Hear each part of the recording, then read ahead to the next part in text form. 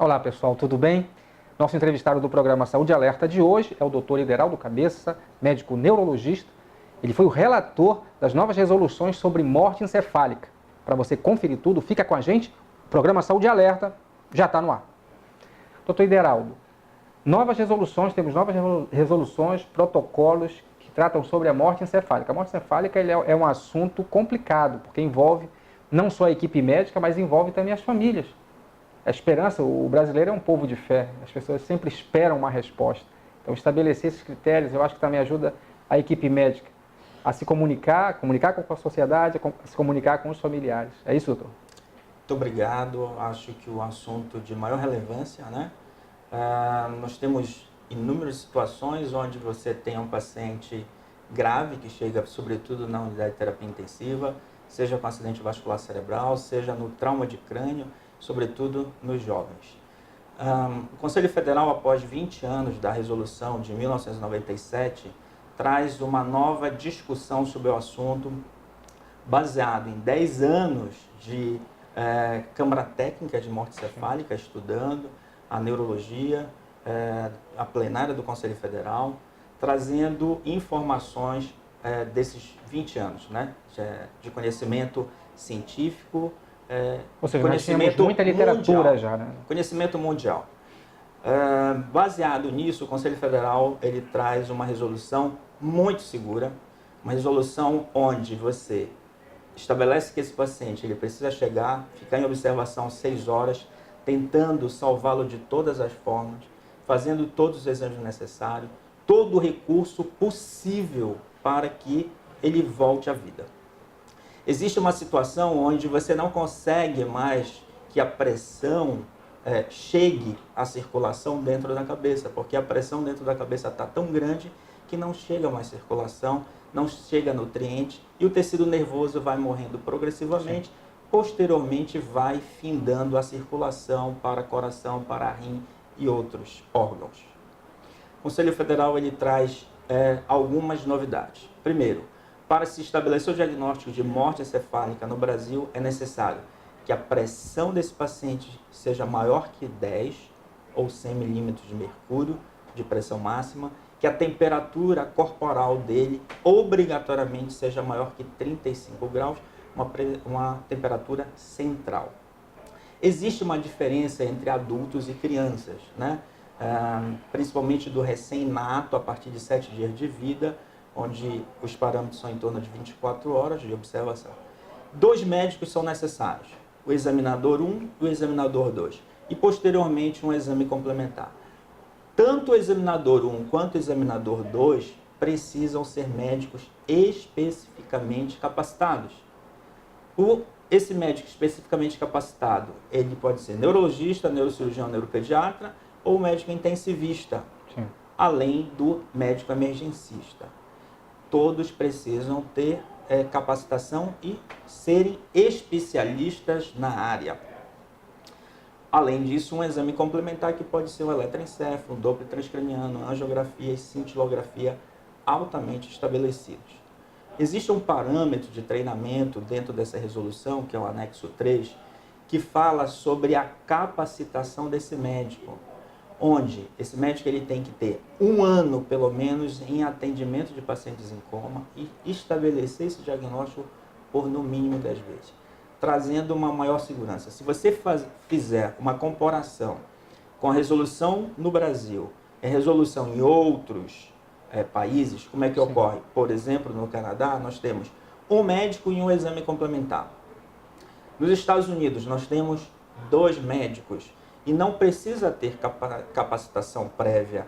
Ele pode ser um médico com pouco tempo de formado e já dá esse diagnóstico. Nós trazemos uma segurança à sociedade através dessa nova resolução, trazemos uma segurança ao médico brasileiro que vai dar esse diagnóstico e trazemos dentro da resolução uma discussão sobre informação à família desse paciente. A família é que está autorizada, seja na resolução, seja em decreto-lei, a dizer: meu ente querido, o meu paciente, ele tem condição, ele me autorizou a fazer doação enquanto vivo. Então, dentro dessa resolução, existe como ocorre essa abordagem, de como também é importante a participação da família. Então, um programa como esse é muito importante para o conhecimento da população de que o Brasil já apresentava, o Conselho Federal aprimora essa resolução, trazendo uma resolução segura, muito segura, uma das melhores condições de diagnóstico de morte cefálica no mundo. Doutor, quando se fala de segurança, a gente tem dois aspectos aí. A segurança técnica, mas existe também uma segurança que eu poderia dizer assim, emocional, quando você está lidando com os parentes. E eu entendo que uma resolução como essa nem foi pensada em aumentar o número de doações de órgãos. Eu imagino que foi uma resolução pensada em dar segurança técnica, tanto para médicos como para os familiares, que já estão investindo, geralmente estão mantendo esse paciente ali, estão com as suas expectativas. É isso. Eu queria esclarecer que o Conselho Federal ele trouxe à luz a resolução no sentido de termos considerações técnicas, Sim. de dar um diagnóstico seguro. A doação, ela vem de forma secundária, mas não foi a principal abordagem. Mas a gente tem certeza, se nós temos segurança para o médico, segurança para a população, tornar-se-á mais fácil que as pessoas entendam esse apelo. Hoje é um problema com um familiar meu, para frente pode ser que Sim. eu esteja precisando para um familiar ou para mim mesmo de um processo de doação. Doutor, com relação a como isso vai sendo passado, muita coisa já vinha sendo usada, já é realmente a prática realmente dos profissionais, está sendo implantada, como é que isso agora, o que é que muda a partir de agora? Como eu falei anteriormente, são 20 anos que o Conselho Federal observa o diagnóstico de morte cefálica. Está bem estabelecido no Brasil. Nós estamos trazendo novidades tecnológicas, novidades técnicas, mas o primordial, maior segurança para o diagnóstico. A população e os médicos brasileiros podem ficar tranquilos em relação ao diagnóstico de morte cefálica no Brasil. Então é isso, pessoal. Doutor, as suas considerações finais, eu quero agradecer também a sua presença e o trabalho que você já vem desenvolvendo ali no Conselho Federal de Medicina. Eu acho que nosso povo pode ficar tranquilo, realmente os critérios, como o senhor falou, são bastante seguros. Queria agradecer a oportunidade, avisar a população que nós estamos sempre atentos, né, a trazer segurança para o diagnóstico, seja da morte cefálica e outras situações, e pode confiar nos critérios determinados da morte cerebral no Brasil. Ok. Pessoal, o programa Saúde Alerta de hoje a gente tratou das novas resoluções que garantem maior segurança no diagnóstico de morte encefálica. A gente vai continuar nossa entrevista na internet. Se você quiser continuar com a gente, é só procurar o site do Sindicato dos Médicos do Pará. A minha entrevista continua com o Dr. Ideraldo Cabeça. A gente vai estar abordando outros aspectos que são bem mais complicados quando a gente trata de família, a gente trata de doação de órgão. Para você conferir tudo, vai lá, confere tudo, fica com a gente. O programa Saúde Alerta vai ficando por aqui. Eu sou Marco Nilma. A gente se vê na próxima semana com outras novidades da saúde. Obrigado. Doutor Ideraldo, quando a gente está falando de morte cefálica, a gente também está falando dessa questão familiar. Os familiares, eles exercem uma pressão, não deixa de ser uma pressão ali na equipe médica. Como é que os médicos acabam lidando com essa situação? Agora, já diante dessas resoluções, está passando para as pessoas ali, para quem está nessa situação, eu acho que isso fica também. Como eu falei anteriormente, são 20 anos em que nós estamos vivenciando o diagnóstico de morte cefálica no Brasil e também de doação de órgãos, né? Além do próprio médico, da sociedade, a família, ela vem também se acostumando aos termos técnicos e à arte de doar, né? A gente sabe que é um momento dramático para quem passa por essa situação, mas é um momento de muita reflexão para a equipe médica, para a equipe de saúde e uma reflexão para aquela família que está perdendo o ente querido. E muitas das vezes é um filho jovem, vítima de um acidente, né, automobilístico grave, e que é uma oportunidade de você através desse ato nobre, proporcionar que outras pessoas mantenham-se vivas, seja no transplante de rim, no transplante de coração, pulmão e outros órgãos.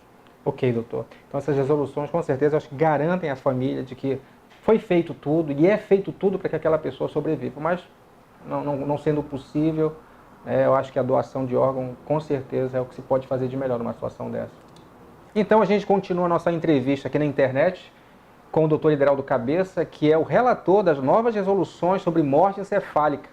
Doutor, nós somos um país de fé, um país cristão, as pessoas elas acabam lidando com a morte de uma maneira diferente, talvez, do hemisfério norte, Estados Unidos, Canadá, Inglaterra, onde o senhor mesmo já falou que o caminho é bem menor para se estabelecer, para se determinar uma morte encefálica.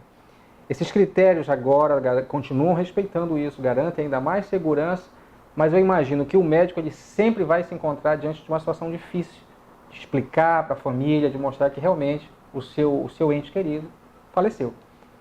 É isso? Sim, o assunto é complexo, mas a gente vem tratando disso já há muitos anos. Apesar da complexidade, ao próprio fato da população discutir o assunto, e os 20 anos da resolução anterior para essa, favorece que as pessoas entendam de forma melhor e o próprio médico entenda melhor também. Como eu falei anteriormente, é uma resolução muito segura, tá? E segurança foi o que mais norteou os trabalhos Sim. para a confecção dessa nova resolução. Então, assim, eu posso afirmar que se estabelecido todo o passo a passo do protocolo do diagnóstico de morte cefálica, médico 1 faz a avaliação, 1 hora ou mais, o médico 2 faz uma segunda avaliação. Esses médicos, eles não podem estar ligados a transplante, não pode. São médicos que vão dar o diagnóstico de morte cefálica. Ambos concordam com o diagnóstico de morte cefálica. Faz um teste de apneia, que é para ver se a pessoa não consegue realmente respirar, e documenta isso através de um exame chamado gasometria. Você tem certeza que esse paciente está morto. Não há nenhuma chance de retorno a essa pessoa.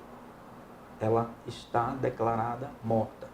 É uma questão de tempo, de falência do rim, do coração, dos órgãos de uma forma geral. Ou seja, desde que essa pessoa entrou no hospital, deu entrada no hospital com todo esse quadro clínico, 6 horas depois, doutor, nós já podemos... 6 horas depois. Podemos já...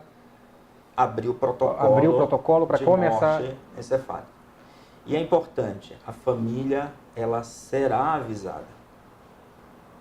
Será avisada desse passo a passo, sempre. A família é muito importante, porque é ela que decide se é possível ou não estabelecer o diagnóstico de morte encefálica naquela pessoa. Ok.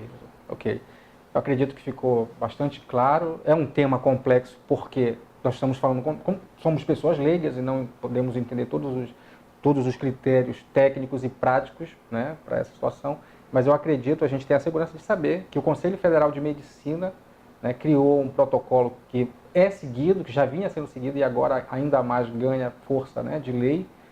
E eu quero agradecer o senhor, doutor Ideraldo, pela participação no programa Saúde Alerta. Tá? A gente vai estar sempre aqui.